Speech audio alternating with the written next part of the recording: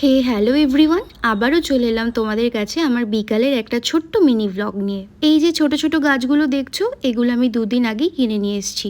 তারই মধ্যে ছিল এই পুদিনা পাতার গাছটা। সারা সপ্তাহ ধরে যত্ন করতে না পারায় গাছগুলো একটু মন খারাপ করে নেতিয়ে গেছে, কিন্তু তাও দেখো একটা ছোট্ট গোলাপের কুঁড়ি কিন্তু চলে এসছে। এই ছুটির দিনগুলোতে যতটা পারি এদেরকে একটু যত্ন করার চেষ্টা করি। এই গোলাপের গাছের গোড়াটা দেখো, সকালবেলায় জল দিয়েছিলাম, আবার রোদ পেয়ে কিরকম কাঠ মতো হয়ে গেছে, কিন্তু বাকি গাছগুলোর মাটি একদম নরম ছিল, তাই ওপর থেকে একটু স্নান করিয়ে দিচ্ছিলাম ওদের। এই সিমেন্টের টবের পরপরই 4টে গাছ দেখতে পাচ্ছ, এদেরকে কিন্তু একদম যত্ন করা হতো না। বিয়ের প্রথম থেকে এসেই এদেরকে এইভাবেই দেখছি, রোজ নিয়মিত ফুল দেয়। আমার কাছে একটা স্নেক প্ল্যান্টও আছে, যেটা আমি রোদে রাখি না। আর এই পাশের গাছটা হচ্ছে জারভেরা, যেটা আমি যখন কিনতে গেছিলাম তখন দেখেছিলাম ওরা বেশ ছামার দিকেই রেখেছিল, তাই আমি আর ছাদে এটাকে রাখিনি।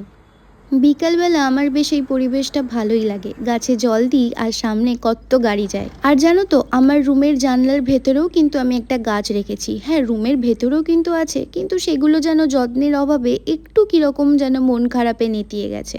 তোমরা কেউ প্লিজ কিছু জাজ করো না যে গাছ আরও ভালো হতে পারতো, বিকজ আমার যত্ন করাটাই হয় না। চলো আজকের মতো টাটা।